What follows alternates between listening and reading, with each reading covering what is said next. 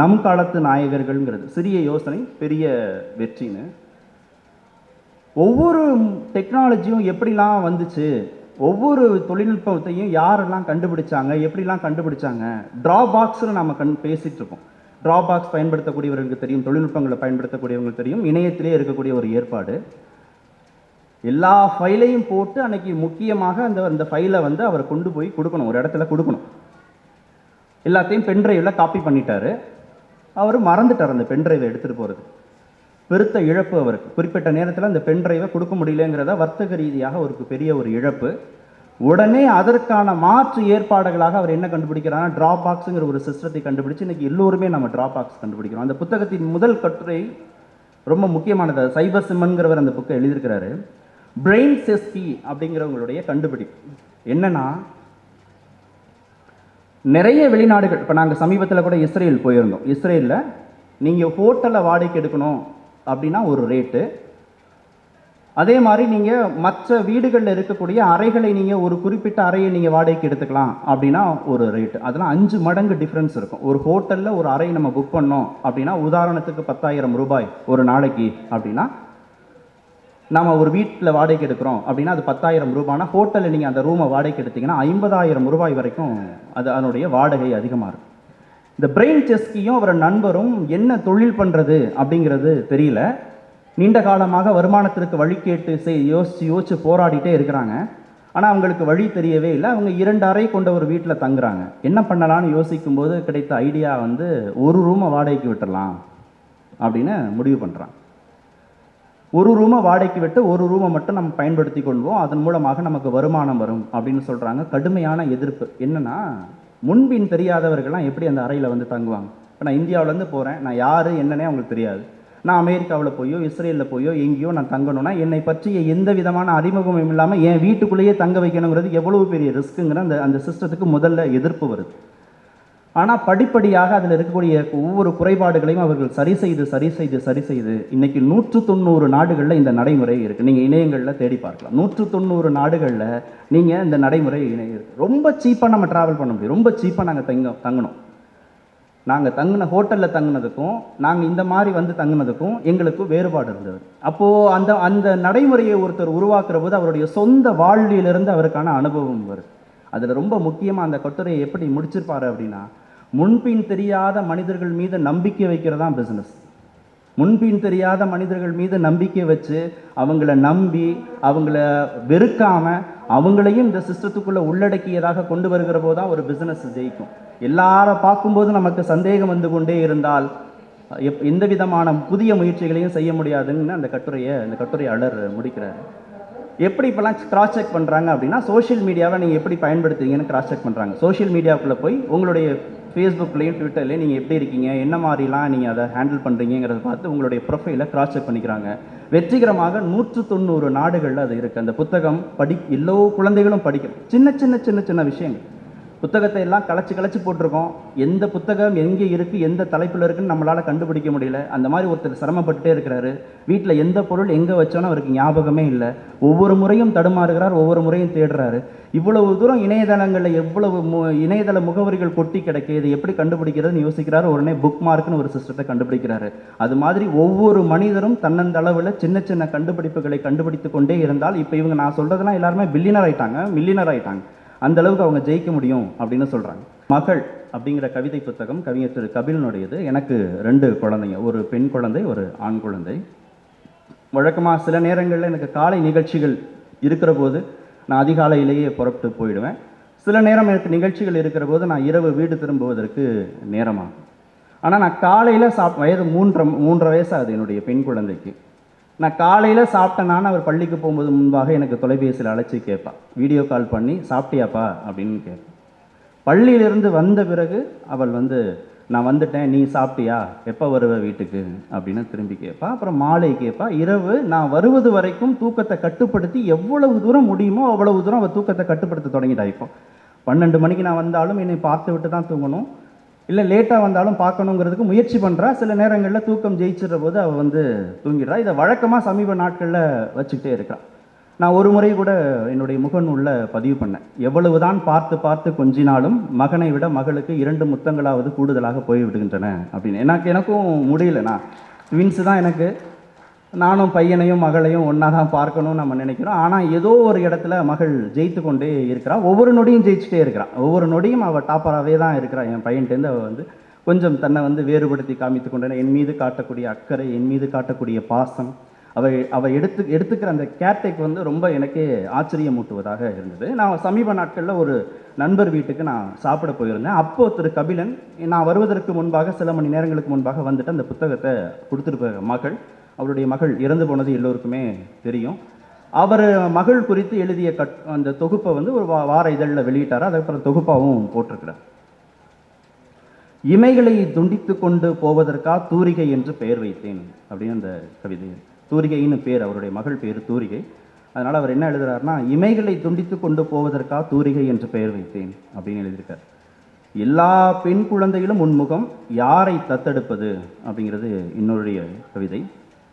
மனைவியை இறக்கி வைத்ததிலிருந்து நானே சுமந்து கொண்டிருக்கிறேன், கடைசியாக சுமந்த தீச்சட்டி வரை அப்படின்னு. அந்த கவிதை முழுவதும் படிக்க படிக்க படிக்க படிக்க ஒரு குழந்தையை இறப்புக்காக நம்ம கொடுத்துட்டு அது எந்த அளவுக்கு நமக்கு மனசை போட்டு வாட்டி வதைக்குங்கிறது எல்லோராலும் புரிந்து கொள்ள முடியுது. ஆனால் அவர் அந்த மகள் குறித்து எழுதியிருக்கக்கூடிய அத்தனை கவிதையும் என் குழந்தையை நான் இன்னும் நேசிப்பதற்கான ஒரு சாத்தியக்கூறுகளை உருவாக்குச்சு. நான் அது வரைக்கும் என் வேலையை சார்ந்து இந்த குழந்தையை நான் கொஞ்சம் தூரம் அந்நியப்பட்டிருந்தாலும் கூட இந்த புத்தகம் வந்த பிறகு என் மகள் என் மீது எடுத்திருக்கக்கூடிய அக்கறையை நான் இன்னும் ஒரு புள்ளியில் பொருத்தி பார்த்து நான் அவள் மீது இன்னும் கூடுதலாக பாசமும் காட்டுவதற்கும் அவள் மீது அக்கறை எடுத்துக்கொள்வதற்கும் அந்த புத்தகம் எனக்கு வழிகோலியது.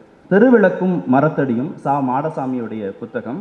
எல்லோருக்குமே, இப்போ நான் அங்கே படிச்சிருக்கேன், எனக்கு முந்தைய தலைமுறை இங்கே இருக்கீங்க, நான் வரைக்குமே நான் தெருவிளக்கில் படிச்சிருக்கேன். ஏன்னா எங்கள் வீட்டில் இந்த குண்டு பல்புன்னு சொல்கிற பல்பு தான் இருக்கும், வெளிச்சம் ரொம்ப குறைவாக இருக்கும். அதனால் தெருவிளக்கில் டியூப்லைட்டில் படிக்கிறதுக்காக நாங்கள் மாணவர்கள் வந்திருக்கோம். எனக்கு முந்தைய தலைமுறையும் இருக்கிறதுல அவங்களுக்கும் அந்த அனுபவம் இருந்திருக்கும். நான் படிக்கிற வரைக்குமே போதுமான பள்ளி கட்டடங்கள்லாம் பள்ளிகளில் இருந்ததில்லை. மரத்தடியில் தான் எங்களுக்கான வகுப்புகள் நடக்கும். மழை பெஞ்சா பள்ளிக்கான விடுமுறை அறிவிக்கக்கூடிய சூழலில் தான் இருந்தது. அதுக்கப்புறம் அந்த கட்டடங்களுக்கு நகர ஆரம்பித்தது வகுப்பறை. கல்வி குறித்து மிக ஆழமாக பேசக்கூடியதாக அந்த புத்தகம் இருக்குது. அதில் 2 செய்திகள் ரொம்ப முக்கியமானது. கொஞ்சம் பெரிய புத்தகம், 2 செய்திகள் ரொம்ப முக்கியமானது. ஜான் ஹோல்ட் அப்படிங்கிற ஒரு கல்வியாளர், அவர் ஹவு சில்ட்ரன் ஃபெயில்னு ஒரு புத்தகத்தையும் எழுதியிருக்கிறாரு. அவர் சொல்கிறது ஒரு முக்கியமான ஒரு செய்தி. ஒரு குழந்தைக்கு 3ஆவதாக ஒரு இடம் வேண்டும் அப்படிங்கிறத ஜான் ஹோல்ட் வலியுறுத்துகிறார். 2 இடம், ஒரு இடம் வீடு, இன்னொரு இடம் பள்ளிக்கூடம். இந்த 2 இடத்தையும் கடந்த 3ஆவதாக ஒரு இடம் வேண்டும் அப்படிங்கிறத முதலாக கல்வி ரீதியாக வலியுறுத்தியவர் இந்த ஜான் ஹோல்ட். அந்த 3ஆவது இடம் என்ன? எதுவாக வேண்டுமானாலும் இருக்கலாம். இந்த மாதிரி புக் ஃபேராக இருக்கலாம், விளையாட்டு மைதானமாக இருக்கலாம், நல்ல திரைப்படங்களை காமிக்கக்கூடிய திரையரங்குகளாக இருக்கலாம், பார்க்காக இருக்கலாம், தற்காப்பு கலைகளை சொல்லிக் கொடுக்கக்கூடிய இடங்களாக இருக்கலாம், எதுவாக வேண்டுமானாலும் இருக்கலாம். ஆனால் அந்த குழந்தை வாழ்க்கையில் முழுமை பெறுவதற்கு அந்த 3ஆவது இடம் தேவை. எந்த குழந்தையெல்லாம் அந்த 3ஆவது இடத்துக்கு பயணப்படவே இல்லையோ, எந்த பெற்றோர் அந்த குழந்தைக்கு 3ஆவது இடத்தை காண்பிக்கவே இல்லையோ, எந்த குழந்தை இந்த 2 இடங்களோடு, வீடு பள்ளி, பள்ளி வீடுன்னு 2 இடங்களோடையே முடங்கி போகுதோ, அந்த குழந்தையுடைய பரிணாம வளர்ச்சி மிக பெரிய அளவில் பின்தங்குவதாக அவர் குறிப்பிடுகிறார், கவலைப்படுகிறார். கல்வி குறித்த புரிதலோடு மட்டும் ஒரு குழந்தை வளர்க்கப்படுகிற போது சமூகம் குறித்த புரிதலே இந்த குழந்தைக்கு அந்த 3ஆவது இடத்துல தான் கிடைக்குது. ஒரு மருத்துவமனைக்கு அழைத்து போனால் அங்கே வறுமை எவ்வளவு மோசமானது, நோய் எவ்வளவு மோசமானதுன்னு அந்த குழந்தை தெரிந்து கொள்வதற்கு அந்த 3ஆவது இடம் உதவியாக இருக்குது. ஒரு நூலகத்துக்கு போனால் வாசிப்பு எந்த அளவுக்கு முக்கியம் அப்படிங்கிறத இந்த 3ஆவது இடம் கற்றுக் கொடுக்குது. ஒரு தற்காப்பு கலை சொல்லிக் கொடுக்கக்கூடிய இடத்துக்கு போனால் தற்காப்பு கலைகளுடைய அவசியத்தை, உடலை பராமரிக்க வேண்டிய அவசியத்தை இந்த தற்காப்பு கலைகள் சொல்லிக் கொடுக்குது. அதனால் ஒரு குழந்தைக்கு 2 இடங்களை கடந்த 3ஆவது இடத்தை யாரெல்லாம் சாத்தியப்படுத்தி கொடுக்குறாங்களோ அந்த குழந்தை தான் சமூகத்திற்கான குழந்தையாக உருமாறுகிறது. எனவே 3ஆவது இடத்தை ஒவ்வொரு குழந்தைக்கும் சாத்தியப்படுத்தி கொடுங்கள் அப்படிங்கிறத ஜான் ஹோல்ட் சொல்லியிருக்கு. 2ஆவதாக அதே புத்தகத்தில் தெருவிளக்கும் மரத்தடியுங்கிற அந்த புத்தகத்தில் 2ஆவதாக இருக்கக்கூடிய ஒரு செய்தி, எந்த ஒரு குழந்தைக்கும் நீங்கள் குற்ற உணர்வை ஏற்படுத்தாதீர்கள் அப்படிங்கிறத ஏஎஸ் நீல் அப்படின்ற அந்த கல்வியாளர் வலியுறுத்துகிறார். அவர் ஒரு ஸ்கூல் நடத்துகிறாரு. அந்த ஸ்கூலில் ஒரு பையன் திருடிடுறான். இவர்கிட்ட போகிறாங்க, டீச்சர்ஸ் இவர்கிட்ட போகிறாங்க. போய் என்ன பண்ணுறது, இந்த பையன் திருடிட்டானே, என்ன செய்யலாம், இவனை அலோவ் பண்ணோன்னா மற்ற மாணவர்களும் திருட ஆரம்பிப்பாங்க, திருட்ட ஒரு சாதாரண ஒரு நிகழ்வாக கடந்து போவார்கள் அப்படின்ற அச்சத்தோடு அவங்க அவர் அணுகுறாங்க. அவர் என்ன சொல்கிறாருன்னா, அந்த பையனை அழைத்து கூடுதலாக காசை கொடுக்குறாரு அவன் கையில். அந்த ஆசிரியர்களை அழைத்து, மாணவர்களை அழைத்து, தயவு செய்து இந்த மாணவன் மனதில் மனமாற்றம் வருகிற வரை இவன் ஒரு திருடன் அப்படின்ற ஒரு குற்ற உணர்வை ஏற்படுத்தி விடாதீர்கள் அப்படின்னு அவர் அவங்கள்ட்ட வலியுறுத்துகிறார். இந்த பையனை அழைச்சி கூடுதலாக காசு கொடுத்தாச்சு. எல்லாரும் என்ன நினைக்கிறாங்கன்னா, சரி பணம் வாங்கிட்டான், இனிமேல் திருந்திடுவான், திருட மாட்டான் அப்படின்னு நினைக்கிறாங்க. ஆனால் அவன் திரும்ப திருடுறான். திரும்ப அழைக்கிறார், திரும்ப நிறைய காசு கொடுக்குறார், திரும்ப திருடுறான், திரும்ப அழைக்கிறாரு, திரும்ப நிறைய காசு கொடுக்குறாரு, திரும்பவும் திருடுறான். உடனே இந்த மாணவர்கள், ஆசிரியர்கள் எல்லோரும் தங்களிடம் இருக்க காசை கொடுக்குறாங்க அவனுக்கு. ஒரு கட்டத்தில் அவன் திருட்டை நிறுத்திடுறான். வாழ்வின் இறுதி வரை அவன் திருடவே இல்லை. வாழ்வின் இறுதி வரை அவன் திருடவே இல்லை. வாழ்வின் இறுதி வரை அவன் திருடன்ற பட்டத்தையும் அவன் சுமக்கவே இல்லை. அதுதான் இங்கே ரொம்ப முக்கியமானது. அந்த வாய்ப்பை, அந்த சந்தர்ப்பத்தை அந்த நீல் உருவாக்கி கொடுக்குறார், அந்த ஆசிரியர்கள் உருவாக்கி கொடுக்குறாங்க, அந்த மாணவர்கள் உருவாக்கி கொடுக்குறாங்க. ரொம்ப முக்கியமாக நம்ம கவனிக்க வேண்டியது, குழந்தை திருடிவிட்டால், குழந்தை பொய் பேசினா, குழந்தை நமக்கு விரும்பாத ஒவ்வாத செயல்களை செய்தால், நீ இப்படி செய்யதான் லாயக்கு அப்படின்னு அந்த குழந்தையுடைய மனதில் வாழ்வின் ஒரு முறையேனும் குற்ற உணர்வை ஏற்படுத்தி விடாதீர்கள். வாழ்வின் இறுதி வரை அந்த அவச்சொல்லோடு அந்த குழந்தை டிராவல் பண்ணுங்கிறது தான் திரு நீல் குறிப்பிடக்கூடிய ஒரு செய்தியாக இருக்குது. நம்ம எத்தனை பேர் அந்த குழந்தை செய்கிறோம், ஏதோ ஒரு வார்த்தை தவறாக பேசிடுச்சு அப்படின்னா நம்ம அந்த குழந்தையை வசவு சொல்களாக வைகிறோம். நம்ம பதட்டப்படுறோம், நம்ம குழந்தை தவறான திசை நோக்கி போதும். எங்கேயோ ஒரு பொருளை எடுத்து விட்டால் நீ ஏன் திருடுற, இல்லை யாரோடு சம்மந்தப்படுத்தி நீ அப்படி தான் நீ இருக்க அப்படின்னு நம்ம சம்மந்தப்படுத்துகிறோம். இது எல்லாமுமே இந்த குழந்தையுடைய வளர்ச்சியை பெருமளவு பாதிக்கும் அப்படிங்கிறது நீலோடைய வருத்தம். எனவே நாம் சந்திக்கக்கூடிய எந்த குழந்தை மத்தியிலும் வாழ்வின் இறுதி வரை அவங்க அந்த அவச்சொல்லோடு ட்ராவல் பண்ணக்கூடாதுன்னா நம்ம எந்த விதமான குற்ற உணர்வையும் அவங்களுக்கு கொடுக்கக்கூடாது. அவர்கள் திருந்துவதற்கான, மாறுவதற்கான சந்தர்ப்பங்களை மட்டுமே நீங்கள் உருவாக்கி கொண்டிருங்கள் அப்படிங்கிறத அவர் சமூகத்துக்கு வைக்கக்கூடிய ஒரு கோரிக்கையார். சமீப நாட்களில் படித்து என்னை ரொம்ப கவர்ந்து இழுத்த புத்தகம் கருப்புமை குறிப்புகள், எழுத்தாளர் திருமிகு ஜெயராணியோடையது. நிறைய கட்டுரைகள், தலித் முரசு இதழில் வந்திருக்கக்கூடிய கட்டுரைகள், அப்பப்போது வந்த பேட்டிகள் அவங்க தொகுத்து எழுதியிருக்கிறாங்க. ரொம்ப முக்கியமாக எனக்கு நிறைய அதில் இருக்கக்கூடிய செய்திகள் என்னை பாதித்தது. 2 விஷயங்களை மட்டும் நான் அதில் பகிர்ந்து கொள்ள விரும்புகிறேன். இன்னும் ஒன்று சாதி இல்லாத சமூகம் உருவாகணும்னு நான் நினைக்கிறேன் அப்படின்னு திவ்யா இளவரசன், அவங்க திவ்யாவுடைய பேட்டி வெளியாகிருக்கு. திவ்யாவுடைய செய்தியை நான் சேகரிச்சிருக்கேன். ஒரு செய்தியாளராக எனக்கு அனுபவம் இருக்குது. இளவரசனை நான் நீதிமன்றத்தில் சந்திச்சிருக்கேன். அந்த சமயத்தில் அவரும் நீதிமன்றத்துக்கு வந்திருக்கிறார். அவரோடும் நான் உரையாடி இருக்கேன், நான் பேசியிருக்கிறேன். ரொம்ப பதட்டத்தோடு இருப்பார். வழக்கறிஞர்கள் அனுமதிக்காத காரணத்தினால ரொம்ப அவரோடு நீண்ட நேரம் உரையாட முடியாத சூழல்லாம் இருந்திருக்கு. ஆனால் திவ்யாவை நான் ஊடகவியலாளராக நாங்கள் பேட்டி எடுத்ததே இல்லை. அந்த குறையை இந்த கட்டுரை உறுதி செய்து அவங்க ஒரு வாக்குமூலமாக வழக்கறிஞர் முன்பாக அவங்க வாங்கி இதை பதிவு பண்ணியிருக்கிறாங்க. திவ்யா என்ன சொல்லியிருக்கிறாங்க அந்த புத்தகத்தில், அந்த கட்டுரையில் என்ன சொல்லியிருக்காங்கன்னா, என் அப்பா காதலுக்கு எதிரானவர் இல்லை, எங்கள் அப்பா எங்கள் அம்மாவையே காதலித்து தான் மனம் முடிச்சிருக்கிறாரு. இன்னும் சொல்லப்போனால் என்னுடைய சமூகத்தில் பல காதல் திருமணங்களை எங்கள் அப்பா பண்ணி வச்சிருக்கிறாரு. ஆனால் நான் இளவரசனை நேசிக்கிறேன் அப்படின்ற அந்த செய்தி தெரிஞ்ச உடனே ஒரே ஒரு விஷயத்தை திரும்ப திரும்ப திரும்ப என்கிட்ட சொல்லிகிட்டே இருந்தார். என்னென்னா, நான் ஏற்றுக்கிட்டாலும் உன்னுடைய காதலை இந்த சமூகம் ஏற்றுக்காதுங்கிறத மட்டும் அவர் என்கிட்ட சொல்லிகிட்டே இருந்தார் அப்படின்னு சொல்கிறாங்க. அப்புறம் ஒரு கேள்வி கேட்குறாங்க, இந்த சமூகத்துக்கான ஒரு கேள்வி. அது ஊடகவியலாளராக தொடர்ந்து அந்த கேள்வியை நாங்கள் எழுப்பிக்கிட்டே இருக்கிறோம் ஊடகத்தில். என் அப்பா என் மேலே வச்சிருக்கிற பாசம் உண்மை அப்படின்னா ஒன்று என் காதலை ஏற்றுக்கணும், இல்லைன்னா கோபமாக இருந்திருக்கணும்.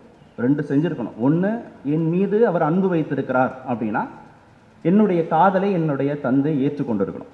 இல்லை என் கோபமாகவே இருக்கிறாரு, நான் திருமணம் செய்து கொண்டது, இளவரசனை திருமணம் செய்து கொண்டது அவருக்கு பிடிக்கல அப்படின்னா அவர் கோபமாக இருந்திருக்கணும். தற்கொலை செய்து கொண்டு அந்த பழியை நான் சுமக்கணும் அப்படின்னு நினைக்கிறது சரிதானா அப்படின்னு அவங்க கேட்குறாங்க. 3ஆவதாக கேட்கக்கூடிய கேள்வி இந்த சமூகத்துக்கானது.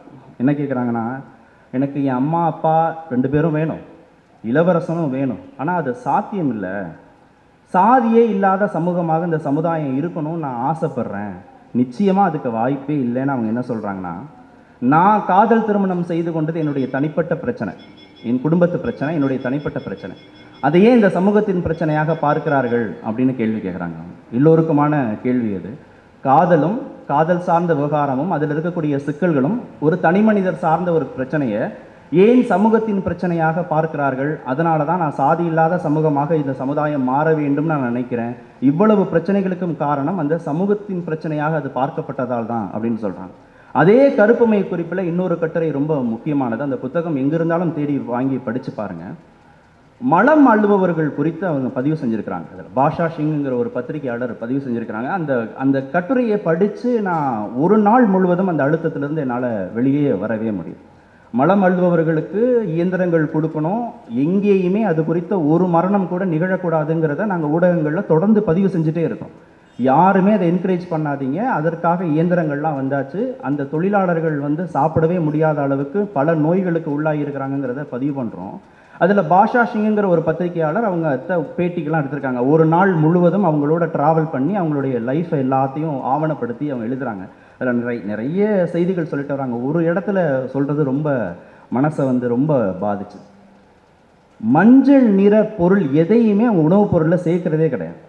மலம் அள்ளும் தொழிலாளர்கள் மஞ்சள் நிறத்தில் இருக்கக்கூடிய பருப்பு, மஞ்சள் நிறத்தில் இருக்கக்கூடிய காய்கறி, மஞ்சள் வடிவத்தில் இருக்கக்கூடிய எந்த ஒரு பொருளும் அவங்க வீட்டில் இருக்காது. மஞ்சள் நிறத்தில் பயன்படுத்தக்கூடிய, நாம் பயன்படுத்துகிறோம் இல்லையா, துவரம்பருப்பு, கடலைப்பருப்பு, சிறுபருப்பு, எந்த பொருள், மஞ்சள் பொடி கூட அவங்க பயன்படுத்துறது இல்லை சாப்பாட்டில். அந்த அளவுக்கு அந்த மஞ்சள் நிறத்து மீது அவங்களுக்கு இருக்கக்கூடிய ஒவ்வாமை, வெறுப்பு. காலையில் வேலை செய்யணும், ஆனால் வயிற்றை நிரப்புவதற்கு அவங்க உணவு தயாரித்து சமைச்சு சாப்பிடணும். ஆனால் மஞ்சள் நிறத்தில் இருக்கக்கூடிய எந்த ஒரு பொருளையும் அவர்கள் பயன்படுத்துவதில்லை. அந்த அளவுக்கு மிக மோசமாக உளவியல் ரீதியாக பாதிக்கப்பட்டிருக்கிறாங்க. மஞ்சள் வடிவத்தில் இருக்கிற எதையுமே, மலம் வடிவத்தில் இருக்கக்கூடிய எதையுமே, மஞ்சள் வடிவத்தில் இருக்கக்கூடிய எதையுமே அவர்கள் அவங்களுடைய வீட்டுக்குள்ளேயே பார்க்கவே முடியல. மஞ்சளையே நான் பார்க்கல இந்த வீடு முழுவதும், அந்த உணவில் எந்த மஞ்சள் பொருளும் இல்லை அப்படின்னு அவங்க பதிவு பண்ணுறாங்க. ஒரு சமூகம் மலமள்ளும் தொழிலாளர்களை எந்த இடத்துல வச்சிருக்கு, எந்த மாதிரியான மாற்றங்கள் இன்னும் நமக்கு வேணும் அப்படிங்கிறது குறித்து மிக ஆழமாக அந்த கட்டுரைகள் பதிவு செஞ்சிருக்கு. கருப்புமை குறிப்புகள் ஜெயராமனுடைய புத்தகம். பெரியார் பற்றி திரு சோழ நாகராஜன் எழுதினது. சமீப நாட்களில் நான் அரசியல் ரீதியான நிகழ்வுகளை நான் பார்க்குறேன். நான் நிறைய பேரோட நான் பேசுகிறதுக்கான, அவங்களுடைய சந்திப்பதற்கான ஒரு வாய்ப்புகள் இருக்கும். நிகழ்ச்சி சார்ந்தும் நிகழ்ச்சிக்கு அப்பாற்பட்டோம். பெரியார் குறித்த புரிதல்கள், ராஜாஜி குறித்த புரிதல்கள் அந்த பொதுத்தளங்கள்லையோ செய்தித்தளங்கள்லையோ வைக்கப்படக்கூடிய விமர்சனங்களாக நான் தொடர்ந்து பார்த்துட்டே இருக்கேன். அரசியல் ரீதியாக அந்த விமர்சனங்கள் அவங்கவுங்க வைக்கக்கூடியதுக்கான உரிமை சார்ந்தது. நம்ம அந்த பகுதிக்குள்ளே நான் போக விரும்பலை. ஆனால் ராஜாஜி குறித்து பெரியார் என்ன நினைத்தார், ராஜாஜியை எவ்வளவு மனதார பாராட்டி இருக்கிறார்னா, அவர் இரங்கல் குறிப்பை படித்து அதை பதிவு பண்ணியிருக்கிறாங்க. படித்து பார்க்குற போது ராஜாஜியை என்னென்ன செய்திருக்கிறார்னு புரிந்து கொள்ள வேண்டியதாக இருக்குது. அதற்கான வாய்ப்பும் கிடைக்குது. ராஜாஜி குறித்து பெரியார் என்ன புரிதலை கொண்டிருக்கிறார் அப்படிங்கிறதும் இருக்குது. என்ன எழுதுறாரு, விடுதலையில் எழுதுறார், 1972 26/12 எழுதுறார்.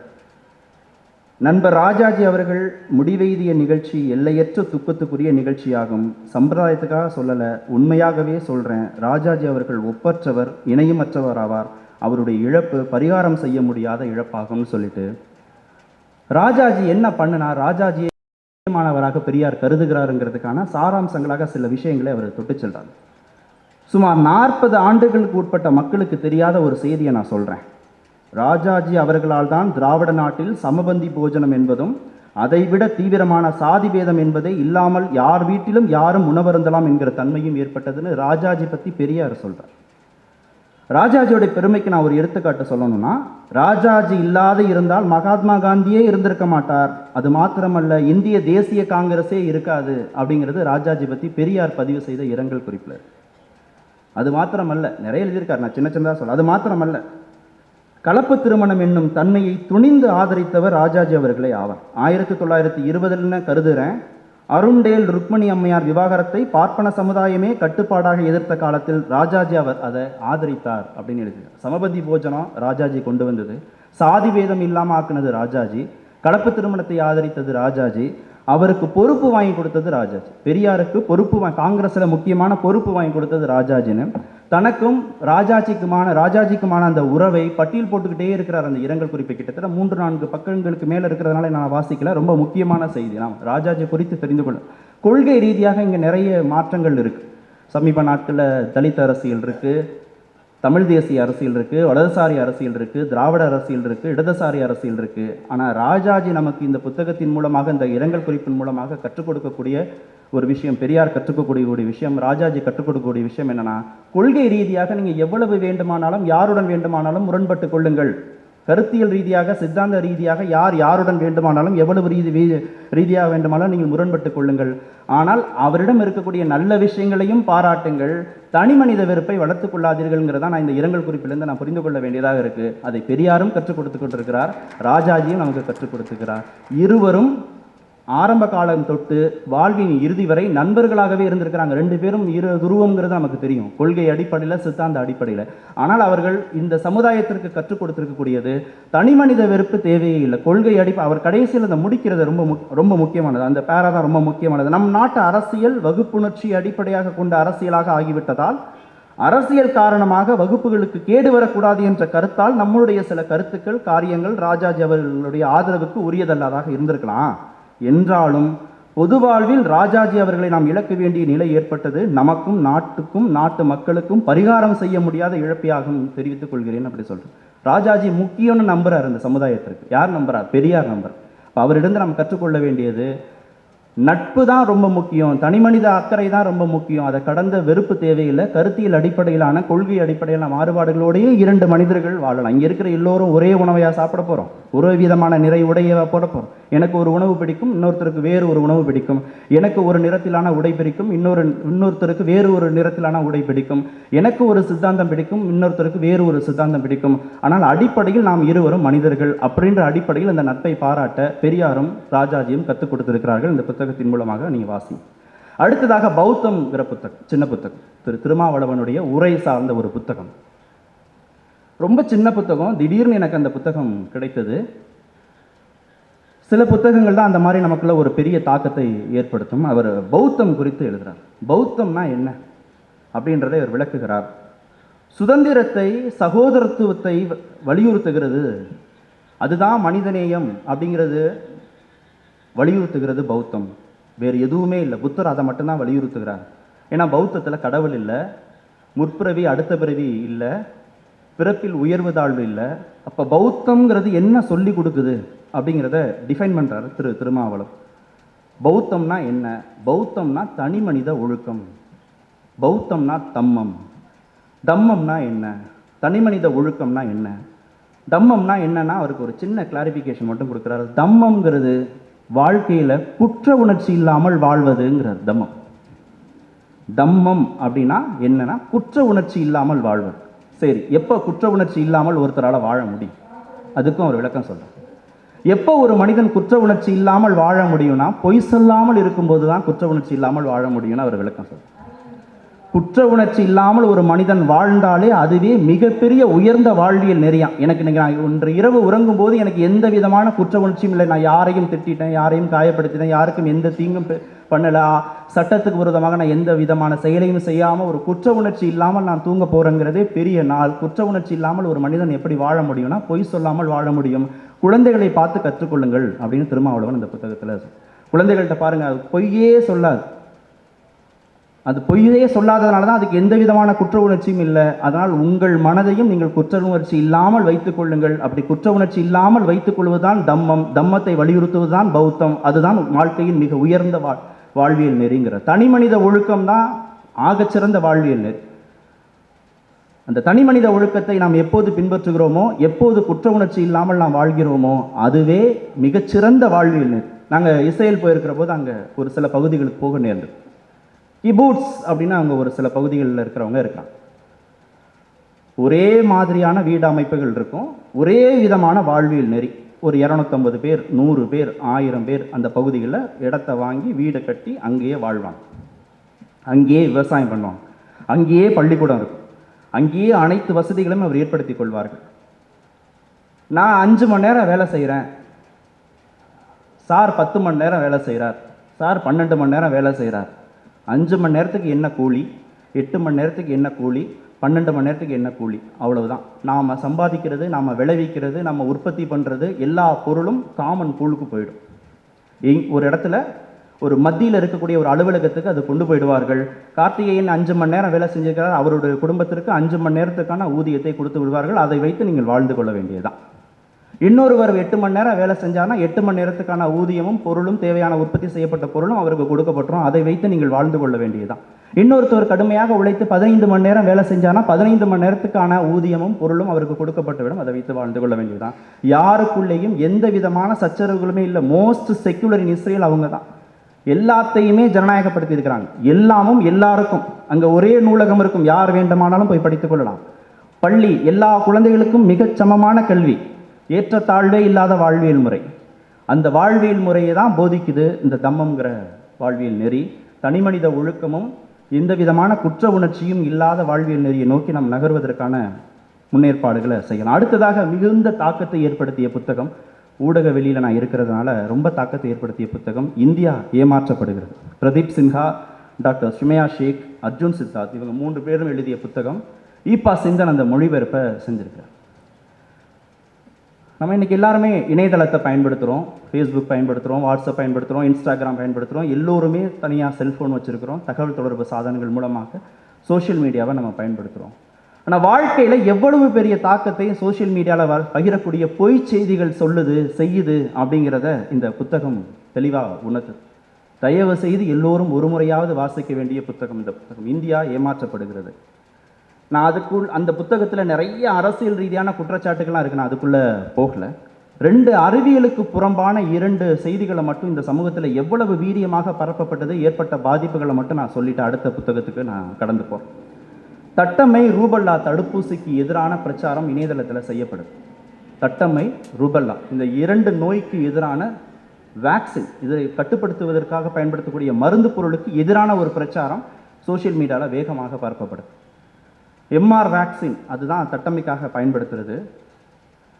அந்த மருந்தை பற்றி ஒரு சின்ன ரைட்டப் எழுதுகிறாங்க, அழகாக எழுதுகிறாங்க. அன்புள்ள சகோதர சகோதரிகளேன்னு ஆரம்பித்து ரொம்ப பாசமாக அக்கறையாக அந்த வார்த்தைகளோடு அந்த வாசகம் எழுதப்படும். அன்புள்ள சகோதர சகோதரிகளே, நீங்கள் இந்த தடுப்பூசியை போட்டுறாதீங்க. போட்டிங்கன்னா 40 வயதில் குழந்தை பெற்றுக்கொள்ள முடியாத ஒரு சூழலுக்கு நீங்கள் போயிடுவீங்க. அதனால் இந்த தடுப்பூசியை நீங்கள் யாரும் போட்டுக்கொள்ளக்கூடாது அப்படின்னு அந்த ஒரு ரைட்டப்பு எழுதுகிறாங்க. நீங்கள் நம்புவதற்கு சிரமமாக இருக்கும். அதிர்ச்சியாக இருந்தது அந்த செய்தி நான் படிக்கும்போது. அந்த செய்தி பதிவிட்ட அடுத்த நொடி 9,95,000 ஷேர் நடந்திருக்கு. ஷேர் பார்க்கல, கிட்டத்தட்ட 10 லட்சம் பேர் ஷேர் பண்ணியிருக்காங்க. அதை எவ்வளவு பெரிய ஆபத்தான ஒரு செய்தி யோசிச்சு பாருங்க. என்ன பின்விளைவு? சரி பகிர்ந்துட்டாங்க, என்ன பின்விளைவு? எல்லோரும் இருக்கிறோம் அந்த சமூகத்தில். படித்தவங்க, படிக்காதவங்க, கிராஸ் செக் பண்ணுறதுக்கான வாய்ப்பு இருக்கிறவங்க, வாய்ப்பு இல்லாதவர்கள் எல்லோரும் இருக்கிறோம். ஆனால் 10 லட்சம் பேர் ஒரு பொய் செய்தியை ஒரு நிமிடத்தில் ஷேர் பண்ணாங்கன்னா அடுத்த ஒரு நாள் 24 மணி நேரத்துக்குள்ளே எவ்வளவு பேருக்கு, எத்தனை கோடி பேருக்கு அந்த செய்தி போய் சேர்ந்துருக்கும்? நம்ப முடியாத உங்களால் 60,000 பேர் ஊசியே போடவே இல்லை. ஒவ்வொரு நாட்டில் 1 லட்சம் பேர் ஊசியே போடலை. இறப்பின் எண்ணிக்கை பல மடங்கு கூடிடுச்சு. தட்டம்மையோட பாதிப்பு தெரியும் உங்களுக்கு. மூளையின் செயல்பாடுகளை ரொம்ப சுருக்கிறோம், பாதிப்படைஞ்சிடும். அதனால் ஏற்பட்ட நிரந்தர பாதிப்புக்கு லட்சக்கணக்கான பேர் ஆட்பட்டிருக்கிறாங்க. ஒரு பொய் செய்தியை 10 லட்சம் பேர், 20 லட்சம் பேர்னு கோடிக்கணக்கான பேர் பகிர்வதால் ஏற்பட்டக்கூடிய பாதிப்பு எந்த அளவுக்குங்கிறத அந்த செய்தி எனக்கு உணர்த்தியது. அடுத்தது ரூபல்லா, அதுவும் இதே மாதிரி தான். இதுக்கு நீங்கள் தடுப்பூசி போட்டிங்கன்னா இந்த மாதிரி பாதிப்புன்னு. முதல் தடுப்பூசி போட்டவர்களுக்கு 94% பேருக்கு பாதிப்பில்லை. 2வது தடுப்பூசி போட்டவர்களுக்கு 96% பேருக்கு பாதிப்பில்லை. ஆனால் அந்த தடுப்பூசியை போட விடாமல் செய்யப்பட்ட பொய் பிரச்சாரத்தால் பல லட்சம் பேர் இறந்துருக்கிறாங்க. பல லட்சம் பேர் நிரந்தர பாதிப்புக்கு உள்ளாயிருக்கிறாங்க. உறுப்புகள் செயலிழந்து நிரந்தர பாதிப்புக்கு உள்ளாயிருக்கிறார்கள். அந்த அளவுக்கு பாதிப்பு.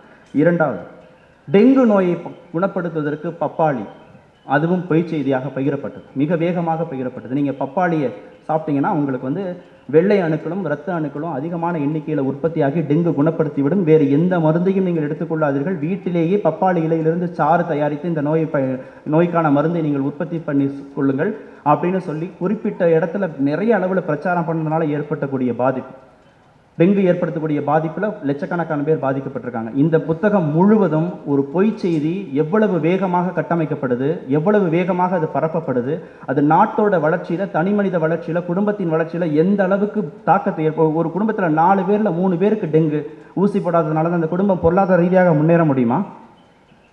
ஒரு மாநிலத்துடைய நிதி நிலைமை எந்த அளவுக்கு பெரிய சிக்கலை உண்டாக்கும், லட்சக்கணக்கான பேர் ஊசி போட மாட்டோம்னு சொன்னால் என்ன பண்ண முடியும், எந்த அளவுக்கு பாதிப்பை ஏற்படுத்தும், ஒரு நாட்டின் வளர்ச்சி பொருளாதார ரீதியாக எந்த அளவுக்கு தாக்கத்தை ஏற்படுத்தும். அப்போ ஒரு பொய் செய்தி எந்த அளவுக்கு இந்த சமூகத்தில் மிகப்பெரிய பாதிப்பை ஏற்படுத்துதுங்கிறது இந்த புத்தகம் உணர்த்துகிறது. இதை யாருமே கட்டுப்படுத்த முடியாது தன்னளவில். அரசாங்கம் நினைச்சாலும் ஏன்னா ஒரு நொடி, ஒரு செகண்டில் 10 லட்சம் பேர் ஷேர் பண்ணுறாங்க இந்த செய்தியை. அப்போது எந்த அளவுக்கு அது பாதிப்புங்கிறது அந்த புத்தகம். இது மாதிரி அரசியல் ரீதியான செய்திகள் அந்த புத்தகங்களில் போய் படித்து பாருங்கள், உங்களுக்கே பிரமிப்பாக இருக்கும். நாம் இதுவரைக்கும் நம்பிக்கொண்டிருந்த 100% செய்திகள், பொய் செய்திகள் இந்த மாதிரி கட்டமைக்கப்பட்டு எங்கேயோ ஒரு புள்ளியிலிருந்து கோடிக்கணக்கான பேரை வேண்டுமென்றே கொண்டு போய் சேர்க்கப்படுவதற்கு பின்னால் இருக்கக்கூடிய அரசியலை இந்த புத்தகம் சுக்குநூறாக உடைச்சு நமக்கு காமிக்குது. அந்த புத்தகம் அனைவருமே வாசிக்க வேண்டிய புத்தகம். அடுத்த இறுதியான ஒரு புத்தகம் சஞ்சய் காந்தி பற்றியது.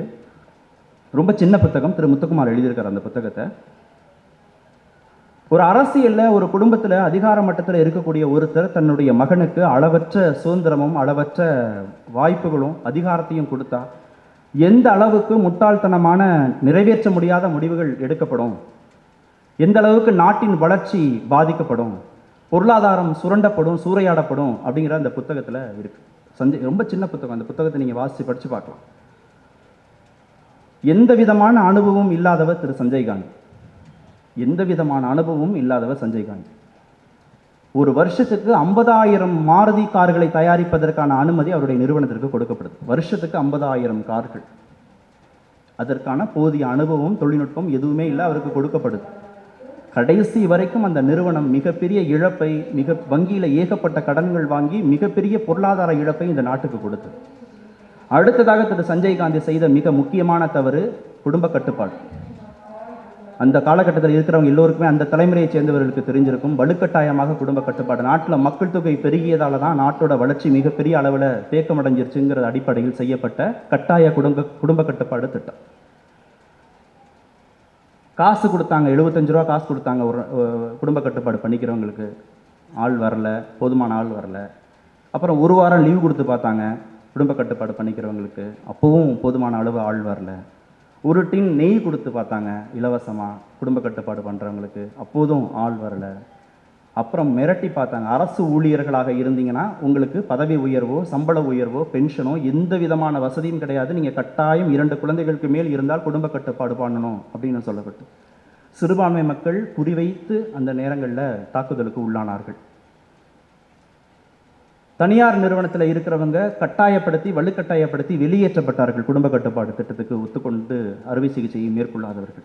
ஒவ்வொரு மாநிலத்திலையும் ஆண்ட முதல்வர்கள் மாநிலத்தில் அதிகம் அப்படின்னு அந்த எண்ணிக்கையை உயர்த்தி காண்பதற்கு என்னென்ன விதமான வழிமுறைகளை பின்பற்ற முடியுமோ சட்டவிரோதமாக எல்லாவற்றையும் பின்பற்றி அந்த எண்ணிக்கையை கடுமையாக உயர்த்தினார்கள்.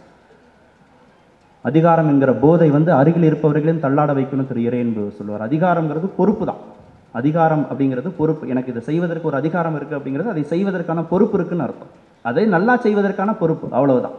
அதிகாரம்னா இங்கே தூக்கி அங்கே தூக்கி இங்கே என்ன வேணாம், அது இல்லை அதிகாரம். அதிகாரங்கிறது பொறுப்பு. அந்த அளவில் புரிந்து கொள்ளப்படாததால் அந்த திட்டம் மிகப்பெரிய தோல்வியை சந்தித்தது. மிக கடுமையான பாதிப்புக்கு உள்ளானவர்கள், இறந்து போனவர்கள், உடல் ரீதியாக செயல்பாட்டை இழந்தவர்கள், ஏன்னா எல்லோருமே வாழ்க்கையில் அடிமட்டத்தில் இருக்கிறவங்கள தான் குறிவைத்தார்கள் அரசு அதிகாரிகள்.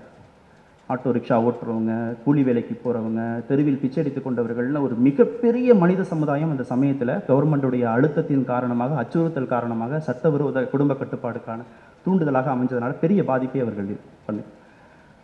அரசியல் ரீதியாக வரக்கூடியவங்க எந்த அளவுக்கு அதிகாரத்தை உணர்ந்தவர்களாக இருக்கணும், குடும்பத்தில் இருந்து தன்னுடைய அடுத்த குழந்தைகளுக்கு அதிகாரத்தை கொடுப்பவர்கள் எந்த அளவுக்கு பொறுப்புணர்வோடு இருக்கணுங்கிறது அந்த புத்தகம் இருக்குது. நீங்கள் அதை படித்து பாருங்கள், அந்த புத்தகத்தை படித்து பாருங்கள், தெரியும். மிக மிக நாம் ஒரு நிறுவனத்தில் இருக்கிறோம், நம்ம ஒரு அரசு நிறுவனத்தில் இருக்கிறோம், நம்ம ஒரு நிறுவனத்தை நடத்துகிறோம், அரசாங்கத்தில் இருக்கிறோம், அரசியலில் இருக்கிறோம், யார் வேண்டுமானாலும் இருக்கலாம். ஆனால் நம்மளுடைய குடும்பத்தை சேர்ந்தவருக்கு பொறுப்பு கொடுக்குற போது ஒரு முறைக்கு 1000 முறை யோசிக்கணுங்கிறத அந்த புத்தகம் தெளிவாக சொல்லுது. தகுதி அடிப்படையில் வராதவர்கள், தலைமையேற்க வராதவர்கள்ட்ட பொறுப்பு போகாமல், வாய்ப்பு அடிப்படையில் அவர்களுக்கு இருக்கிற சலுகை அடிப்படையில் அவர்கள் பொறுப்புக்கு வருகிற போது, அவர்களுடைய அதிகாரம் கொடுக்கப்படுகிற போது அது நாட்டை எந்த அளவுக்கு பின்னோக்கி, வளர்ச்சி பாதையிலிருந்து பின்னோக்கி இழுத்து செல்லுங்கிறத அந்த புத்தகத்தில் இருக்கக்கூடிய சில பகுதிகள் சுட்டிக்காட்டு. புத்தகம் ரொம்ப முக்கியம். எனக்கு புத்தகத்தை அறிமுகப்படுத்தியவர்கள்லாம் நிறைய இருக்காங்க. ரொம்ப முக்கியமானவர் என்னுடைய பெரியப்பா திரு சேது சொக்கலிங்கம் அவர்கள். ஒவ்வொரு முறை நான் சின்ன வயசில் இருக்கிற போதும் எனக்கான பெரிய பண்டிலோடு தான் அவர் என்னை பார்க்க வருவார். அவர் பலகாரம் ஆகிட்டு வருவாருன்னு நான் ஒருபோதுமே நம்ப மாட்டேன். ஆனால் கண்டிப்பாக புத்தகத்தோடு வருவாருன்னு எனக்கு நம்பிக்கை இருக்கும். ஒரு புத்தகத்தையாவது அவர் எடுத்துக்கொண்டு வந்து விடுவார். எனக்கு எங்கள் தாத்தா மேலே நம்பிக்கை இருக்கும், கண்டிப்பாக பலகாரத்தோடு வருவார் அப்படின்னா. என்னுடைய பெரியப்பா பலகாரம் வாங்கிட்டு வரார், ஆனால் பலகாரத்தை விட எனக்கு கண்டிப்பாக என்னை பார்க்க வருகிற போது புத்தகத்தை கொண்டு வருவாருங்கிற நம்பிக்கை தான் இருக்குது. ரொம்ப முக்கியம். நான் சொன்ன இந்த குழந்தைகளுக்கான 3வது இடம் இருக்கு இல்லையா, அதற்கான வாய்ப்புகளையும் சாத்தியக்கூறுகளையும் நாம தான் உயர்த்தி கொடுக்கணும். ஏன்னா புத்தகம் படிக்கிற போது தான் மனம் விசாலப்படுது. புத்தகம் படிக்கும்போது தான் என்னுடைய கோபம் குறையுது, இரக்க உணர்வு மேம்படுது, சமூக சிந்தனை அதிகமாகுது, பரவலாகுது, தனி மனித சுய கௌரவம் எனக்கு அதிகமாக இருக்குது, பொறுப்புணர்வு அதிகமாக இருக்குது, மக்களை நான் எப்படி கையாளணுங்கிறது எனக்கு தெரியுது. எல்லாத்தையுமே எனக்கு புத்தகம் தான் சொல்லிக் கொடுக்குது. சாதினா என்ன, அதனுடைய தீமை என்ன, மதம்னா என்ன, அதனுடைய தீமை என்னன்னு, எல்லா பெண்களை எப்படி நான் அணுகணும், குழந்தைகளை எப்படி நான் அணுகணும், கல்வி முறை எப்படிப்பட்டதாக இருக்கணுங்கிறதெல்லாம் புத்தகம் மட்டுமே தான் என்னோட உறவாடி உறவாடி உறவாடி எனக்குள்ளே கடத்தி கொண்டே இருக்கு. அதனால் வாரந்தோறும் நான் இந்த புத்தகங்கள் சொன்ன இந்த ஒரு 10 புத்தகம் 9 புத்தகங்களோ நான் குறிப்பிட்ட இந்த 2 மாதங்களுக்குள்ளாக வாசித்தவை தான். நீங்கள் தொடர்ச்சியாக நம்ம வாசிக்கிற போது இன்னும் நிறைய செய்திகளை நம்ம தெரிந்து கொள்ள வேண்டியதாக இருக்குது, நம்ம புரிந்து கொள்ள வேண்டியதாக இருக்குது. அதற்கான வாய்ப்புகளையும் சாத்தியக்கூறுகளையும் நாம தான் குழந்தைக்கு ஏற்படுத்தணும். வாரந்தோறும் ஒரு புத்தகம் அப்படின்ற அடிப்படையாக நம்ம குழந்தைகளை பழக்கப்படுத்தலாம். வாரந்தோறும் ஒரு நாளாவது நூலகம் அப்படிங்கிறதையாவது நம்ம பழக்கப்படுத்தலாம். இந்த மாதிரி புத்தக காட்சிகளுக்கு நாம் தொடர்ந்து குழந்தைகளை அழைத்து செல்வதன் மூலமாக, அவங்களுடைய வாசிப்பு திறனை மேம்படுத்துவதன் மூலமாக, அந்த 3வது இடமாக இந்த புத்தகத்தை மாற்றுவதன் மூலமாக, வாசிப்பை பரவலாக்குவதன் மூலமாக நம்ம ஒரு மிகச்சிறந்த சமூகத்தை நம்ம உருவாக்க முடியுன்ற நம்பிக்கை எனக்கு இருக்குது. வாய்ப்புக்கு நன்றி கூறி விடைபெறுகிறேன். நன்றி, வணக்கம்.